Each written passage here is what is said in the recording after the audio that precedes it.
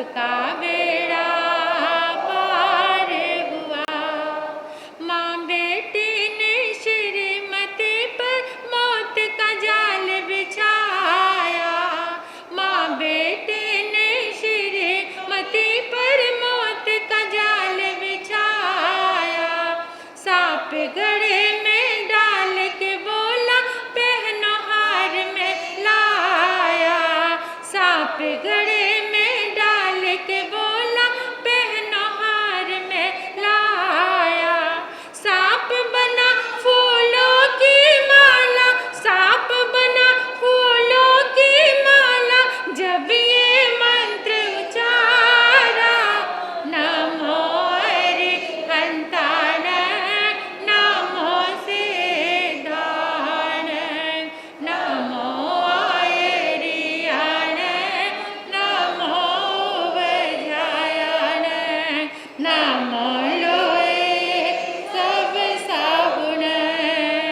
उसका बेड़ा पार हुआ, सबका बेड़ा पार हुआ, सबका बेड़ा पार हुआ।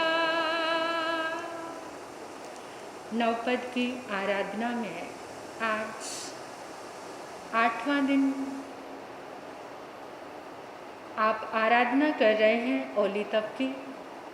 श्रीपाल और मैना सुंदरी का पुण्यवान चरित्र आप श्रवण कर रहे हैं। एक संदेश मिल रहा है हम सबको कि जिसके दिल में दृढ़ श्रद्धा का भाव होता है उसके लिए सारे रास्ते आसान हो जाते हैं। बाधाएं सबके जीवन में आती हैं, कर्म सबने ही किए होते हैं, लेकिन अगर धर्म साथ में है, अगर उस पर विश्वास और श्रद्धा है, तो फिर वो मुश्किलें आसानी से पार हो जाती हैं। मिथ्यात्वी जीव उन्हीं कष्टों को रो रो कर दूसरों को दोष दे देकर और कर्मों का बंधन करता चला जाता है। लेकिन जो सम्यक दृष्टि जीव होता है, जिसके पास सही दृष्टि आ जाती है, वो उन कर्मों को निर्जरा करता चला जाता है, नया बंधन नहीं होने देता और हमेशा यही सोचता है मैंने किया, मैंने ही भोगना है। लेकिन मेरे साथ एक ताकत है, एक शक्ति है मेरे साथ, धर्म की, नमोकार मंत्र की, नवपद की, अरिहंत परमात्मा की दिव्य तरंगों की शक्ति आज भी मेरे साथ है। और जो ऐसी शक्ति को पल पल महसूस करता है उसको दर्द दर्द नहीं लगता, उसको दुख दुख नहीं लगता, वो दर्द दुख भी फूलों में बदल जाता है। यानी मन का भाव इतना सरल, इतना सहज हो जाता है कि उस दुख में भी आनंद आने लग जाता है, वो दर्द भी अच्छा लगने लग जाता है। आज का दिवस ओम ह्रीं श्रीं नमो चरितस्। चरित्र किसको कहते हैं? चरित्र क्या है? आज की भाषा में हम किसको चरित्र कहते हैं? कैरेक्टर को हम क्या बना देते हैं? चरित्र क्या? एक संपूर्णता, स्वयं के साथ जीने की, स्वयं के साथ जीने की जो सजगता है वो चरित्र है। ये कैरेक्टर नहीं जो फिजिकल रूप में आज हमने मायने बना दिया है कि कैरेक्टर ठीक है, ये एक शील धर्म से रिलेटेड एक पहलू है, एक छोटा सा सूक्ष्म सा, लेकिन चरित्र पूर्ण रूप में क्या? समाई को भी चरित्र कहा है, दीक्षा को भी चरित्र कहा है। एक पल पल अपने साथ जीने की कला जिसको आ गई वो चरित्र में रह रहा है। अपनी आत्मा के साथ जीना। हम अपने साथ कितना जीते हैं? सुबह से लेकर शाम तक अवलोकन करना। क्या कभी एक श्वास को भी देखा है, महसूस किया? दिन भर में हम सुबह से जब उठते हैं और रात तक सोने तक आप महसूस करना कि क्या कभी आपने अपने एक श्वास को भी नोट किया है कि मेरे भीतर श्वास चल रहा है? अपने लिए जीते हैं। अपने लिए क्या? आप कहेंगे महाराज जी अपने लिए तो जीते हैं, इस देह के लिए जीते हैं, परिवार के लिए जीते हैं, सब कुछ जो करते हैं अपने लिए ही तो करते हैं, दूसरे के लिए तो कुछ करते ही नहीं। ऐसा अपने लिए हमने पराई चीज़ों को ही आज तक अपना समझा है। जो अपना होता है वो तुम्हें छोड़ेगा नहीं, और जो छोड़ने वाला है वो पराया है, छूटने वाला, और सब कुछ छूटने वाला है। उस छूटने के साथ में जो बोध हो जाए, उसमें जो भेद कर दे, वो चरित्र में जी रहा है। छूटने वाली चीज में जो शाश्वत है, सत्य है, वो तो मैं हूँ। मैं क्या है? मैं बोल रहा हूँ। हम कहते मेरे सिर में दर्द है, मेरे सिर में, यानी सिर अलग है और मेरा कहने वाला अलग है, भेद है। जो मेरा कह रहा है वो कौन है? वही चरित्र है। उसके साथ जीना। आज चरित्र की आराधना करते करते हमारा ये भाव बन जाए, प्रभु मेरे जीवन में ऐसे क्षण आए कि मैं स्वयं के साथ जीऊं। ये देह की यात्रा तो हमारी सबकी ही खत्म होनी है। श्वासों का जो सिलसिला चल रहा है, ये आयुष्य कर्म तो क्षीण होता जा रहा है प्रतिपल। जिसकी हम खुशियाँ मना रहे हैं, जन्मदिन मना कर, वो खुशी का आलम नहीं है। वो एक जागने का समय है कि एक एक क्षण बीतता जा रहा है।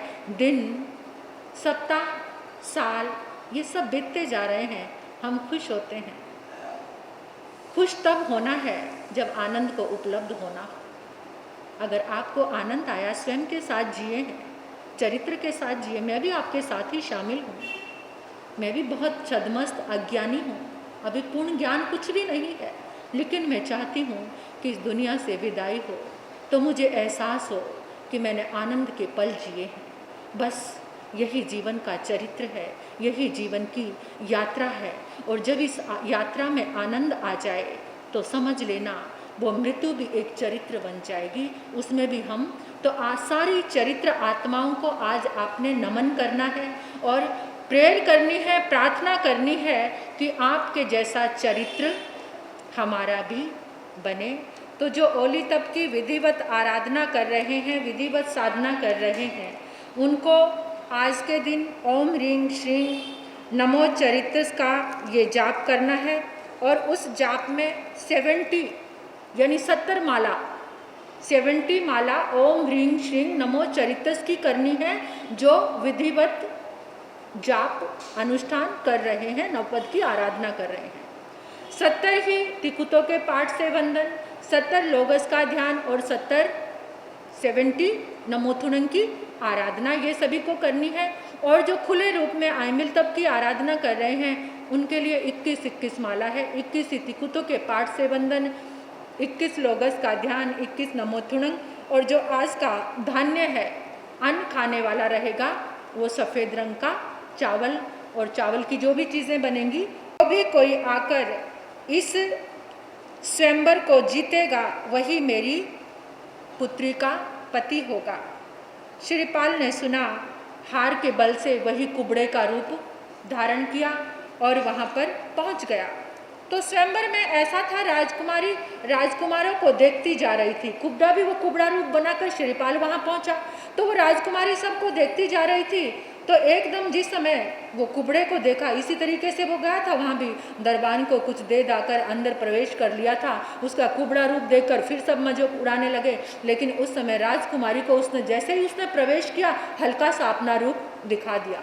राजकुमारी भी आकर्षित होगी, सारे राजकुमारों को छोड़कर उसने उसी कुबड़े के गले में वरमाला पहनाई। वरमाला जैसे ही पहनाई तो सारे राजकुमार कहते, ए कव्वे, कुबड़ा कहीं का, राजकुमारी की वरमाला पहन ली, चल चल ये वरमाला उतार, ये तेरे लिए नहीं, ये तो हमारे लिए है। तो वो कुबड़ा हंस कर कहने लगा, अरे दुर्भाग्यो, पराई स्त्री पर नजर रखते हो, इसने मुझे वरण किया है, ये मेरी पत्नी है, आओ तुम्हें मैं बताता हूँ। और जैसे ही उसने अपना तीर उठाया तो सारे राजकुमार उसकी टंकार सुन के कांपने लग गए। तो उसी समय देवता प्रसन्न हो गए उसके पराक्रम को देखकर। सभी ने फूलों की वर्षा की। अब तो राजा ने कहा, अब हम तुम्हें जान गए हैं, इस कुबड़े रूप से बाहर आओ। उसने अपना असली रूप प्रकट किया तो राजा ने अपनी पुत्री का विवाह उसके साथ कर दिया। बड़े प्रेम के साथ वहाँ पर रह रहा है। कुछ दिनों के बाद सभा में दलपत नगर से वहाँ से कोई अनुचर आया तो उसने आकर श्रीपाल ने फिर पूछा, कोई अलग सी घटना? तो उसने कहा, हाँ, दलपत नगर का जो राजा है धरापाल, उसकी एक पुत्री है जिसका नाम है श्रृंगार सुंदरी। जैसा नाम है वैसे ही रूप की पोटली है, वो इतनी सुंदर है। उसकी 5 सखियां हैं। उन सब ने प्रतिज्ञा की हुई है, उसकी 5 सखियों ने और राजकुमारी ने, कि हम जो जैन धर्म के मर्म को जानता होगा राजकुमार, हम उसी से विवाह करेंगे। और वो 5 सखियां कहने लगी हैं कि राजा राजकुमार के साथ, जिसके साथ हमारी ये राजकुमारी विवाह करेगी, उसी के साथ हम भी विवाह करेंगे। लेकिन उनके कुछ क्वेश्चन हैं, यानी उनकी कुछ समस्या है कि जो इस समस्या का समाधान करेगा। श्रीपाल ने ऐसे ही अपना रूप बदला हार के प्रभाव से। अब की बार हाँ, उसने रूप नहीं बदला, तो हार के प्रभाव से वो दलपत नगर में पहुंच गया। एकदम दरबार खचाखच भरा हुआ है, अनेकों राजकुमार आए हैं। वो सखियां जो हैं वो कुछ प्रतिज्ञा रखती हैं। तो उसमें से जो पहली सखी है, उन्होंने अपनी प्रतिज्ञा क्या रखी कि एक समस्या दी, और समस्या में क्या कहा उसने, सिर्फ एक लाइन, यानी उसको पूरा करना है। उसने कहा, मनवांछित फल होए। इस लाइन को आप पूरा करो, मनवांछित फल होए। उसी समय श्रीपाल ने कहा, अरहंताधिक नवपद मनवज समरेगा जो कोय, उस पुण्यवान पुरुष के प्रत्यक्ष मनवांछित फल होए। कि जो अरिहंत भगवान की नवपद का सिमरन करेगा, जो ऐसा पुण्यवान पुरुष होगा, उसका मन वांछित फल उसको मिलेगा। यह पहली सखी का नाम था पंडिता। ये पंडिता ने अपना भाव रखा, और जैसे ही उसकी लाइन पूरी हुई और मन की इच्छा पूरी हुई, तो चारों तरफ हर्ष हर्ष जय जय होने लगा। फिर नंबर आया विचक्षणा का। उसने 3 शब्द बोले कि और न देखो कोई, इसको आप इसका समाधान करो, और न देखो कोई। तो श्रीपाल ने कहा, अरिहंत देव सुसाधु सदगुरु, धर्म दया में होए, जपो मंत्र नवकार सुधा, तुम और न देखो कोई। अगर तुम अरिहंत भगवान की, सदगुरु की, दया धर्म की, नमोकार मंत्र की शरण लेते हो, तो तुम्हें और कुछ देखने की कोई भी जरूरत नहीं है। एकदम वो सब खुश हो गई।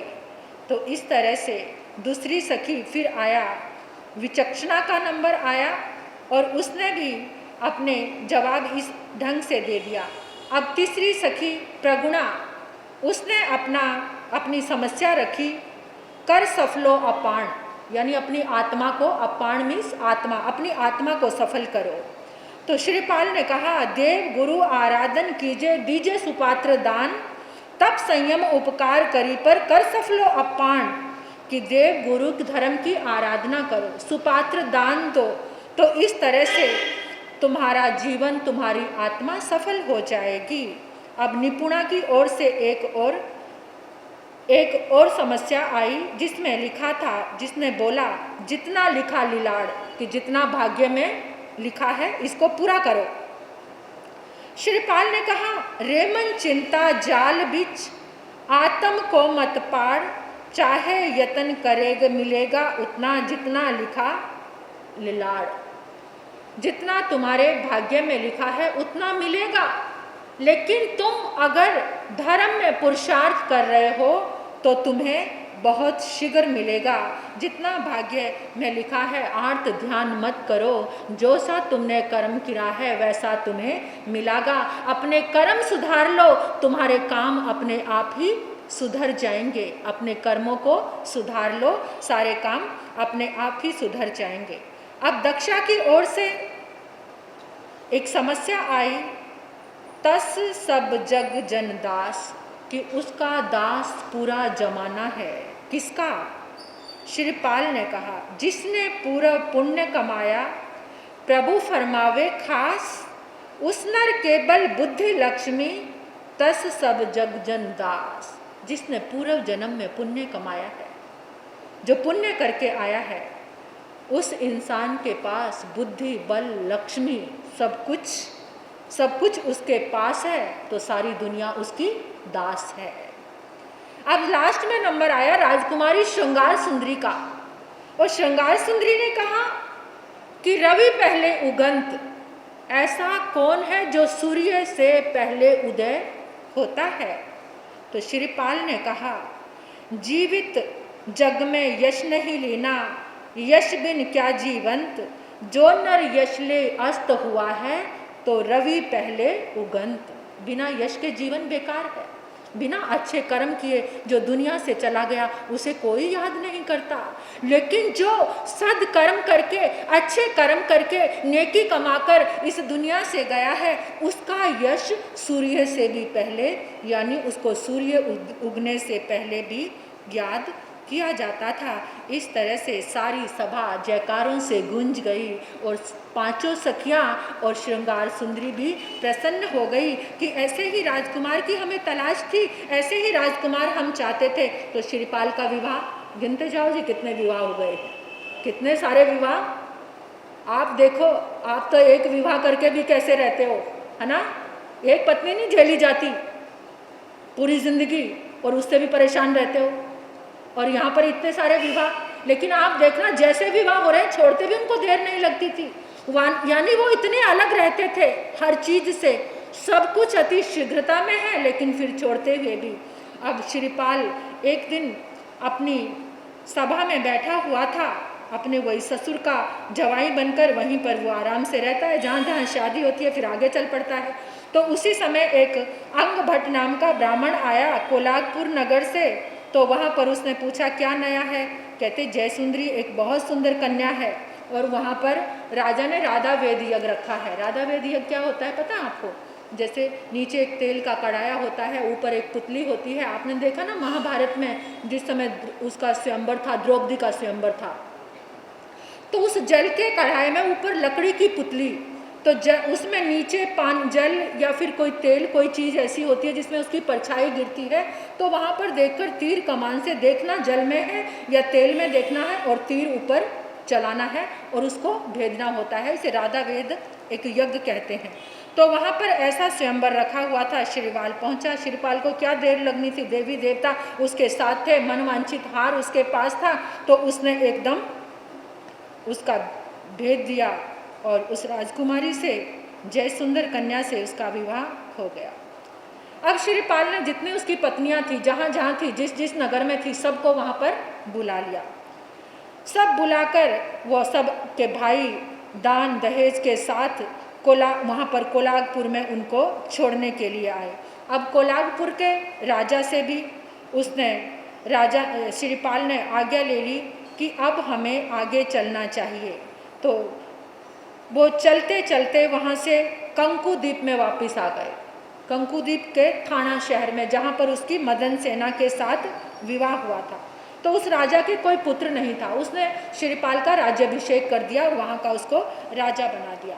अब श्रीपाल वहाँ पर आराम से रह रहा है, राज्य का संचालन कर रहा है। एक दिन रात को बैठे बैठे उसको मैना सुंदरी की याद आ गई, माँ की याद आ गई। मेरी उपकारी पत्नी जिसने मेरा कोढ़ का रोग मिटाया, मुझे नवपद की आराधना दी, और मेरी माँ इतनी उपकारनी। मुझे कितने वर्ष हो गए श्रीपाल को रात को नींद नहीं आ रही, नींद उससे दूर एकदम। तो उसी समय मदन सेना गुणमाला वो भी देखने लगी कि स्वामी को अभी तक नींद नहीं आ रही, क्या बात है, रात्रि की मध्य रात्रि हो गई। तो उन्होंने आकर पूछा, स्वामी बात क्या है, क्या उदासी है? बस सोच रहा हूँ, अचानक उपकारी माँ और मैना सुंदरी की याद आ गई। 12 वर्ष बीतने वाले हैं, बीत ही गए हैं, अब हमें यहाँ से प्रस्थान करना चाहिए, मैं वचन देकर आया हूँ। दोनों रानियां कहने लगी, चिंता की क्या बात है, सुबह पिता से बात कर लेते हैं और प्रस्थान करना बहुत जरूरी है। तो इस तरह से श्रीपाल ने वहाँ से प्रस्थान किया। राजा ने बहुत कुछ उसको दिया, वो तो खुद ही राजा, सब राजाओं ने इतना लाम लश्कर लेकर श्रीपाल ऐसे चल रहा है मानो कोई चक्रवर्ती आ रहा है। तो करते करते वो सुपारक नाम के नगर में पहुंच गए। सुपारक नाम के नगर में पहुंचे, जहाँ जहाँ श्रीपाल जाता था वहाँ का हर राजा उसका अभिवादन करने आता था बाहर ही, लेकिन वहाँ का राजा नहीं आया। तो श्रीपाल ने पूछा ये क्या, यहाँ का राजा क्यों नहीं आया? तो पता चला कि राजा की जो बेटी थी उसको सांप ने डस लिया था और वो मर गई थी। बिल्कुल उसको शमशान घाट की ओर लेकर जा रहे थे। उसी समय श्रीपाल दौड़ा हुआ कुछ सैनिकों को साथ में लेकर गया, उसको रुकवाया और कहा ठहरो, इसको, ये मृत नहीं है। उसी समय श्रीपाल के पास जो हार था वो जल में डालकर, देखो जल की बात आ रही है हर जगह, वहां पर जल को अभिमंत्रित किया, नौपद की आराधना से जल को अभिमंत्रित किया, क्योंकि जल के अंदर एक रिसीविंग पावर सबसे ज्यादा होती है। जल सबसे ज्यादा शार्प और सबसे ज्यादा इसकी मेमोरी तेज होती है जल की। जल आप हाथ में लेकर जो आप बोल रहे हो, जल तुरंत उसको रिसीव करता है। आप जहाँ बैठकर जैसी बातचीत कर रहे हो, जल के पास वो सारी एनर्जी आपकी, चाहे वो बैड एनर्जी है चाहे वो अच्छी एनर्जी है, वो उसके पास जल उसको रिसीव कर रहा है। ट्रांसपेरेंट कंप्यूटर है जल, पानी, ये सबसे ज़्यादा। और अगर जल को, मैंने पहले भी बताया था, अगर जल को अभिमंत्रित करके तांबे के बर्तन में डाल दिया जाता है तो तांबा एक अचेलक धातु है, उसको भेद नहीं कर सकता, कोई वाइब्रेशन उसको भेद नहीं कर सकती। जैसी उसकी वाइब्रेशन उसमें सेव है वो सेव रहेगी। तो जो जल है, आपने पानी, जल को हाथ में लेकर सिर्फ ये बोला कितना मधुर जल है, तुरंत वो जल, उसकी जो एनर्जी है मधुर हो जाएगी। तो इस तरह से श्रीपाल ने कहा रुको, और उसने जल लिया, नौपद की आराधना की, वो हार उसमें डाला और राजकुमारी के ऊपर नौपद की आराधना करते करते छींटा देना शुरू किया। तो वो लड़की एकदम सारा उसका जहर उतर गया, सारा जहर उतर गया। इतना अमृत जल है, इसलिए इस जल में हम क्या एनर्जी डालते हैं हर रोज, ये अमृत जल है। लेकिन जब आप उसको पीते हो या उसका प्रयोग करते हो, तब भी आप उसमें वही एनर्जी, उसी एनर्जी को डालो कि ये जल दिव्य औषधि, दिव्य अमृत है। तो आपके भीतर जाकर वो दिव्य औषधि और दिव्य अमृत का काम करेगा। उस जल का छींटा देते देते लड़की खड़ी हो गई, राजकुमारी, और राजा तो एकदम हाथ जोड़ के खड़ा हो गया, आप तो भगवान बनकर आए हैं, अब मेरी बेटी का आपने इसको जीवन दान दिया, आप क्या बन गए, इसके जीवन साथी, जीवन दान देने वाला जीवन साथी। यानी चलते चलते फिर एक विवाह हो गया। अब वहाँ से श्रीपाल चलते चलते उज्जैनी नगरी के बाहर उस कन्या से भी उसका विवाह हो गया, त्रिलोक सुंदरी उसका नाम था। तो करते करते उज्जैनी नगरी के बाहर आ गया। इतनी बड़ी सेना, इतना लाम लश्कर, चारों तरफ से उज्जैनी के उसके सैनिक फैल गए। राजा के पास खबर पहुंची, अरे ना जाने कौन सा चक्रवर्ती आ गया है जिसने उज्जैनी नगरी को घेर लिया है। अब तो हमारे पास कोई रास्ता नहीं है। और वो उज्जैनी नगरी किसकी है? मैना सुंदरी के पिता की, यानी श्रीपाल के। अब आगे क्या होगा ये आप सुनेंगे, कल का दिन ही है। किस किस कर्म के उदय से श्रीपाल के जीवन में ये घटनाएं आई हैं, ये आप सुनेंगे, आपको पता चलेगा।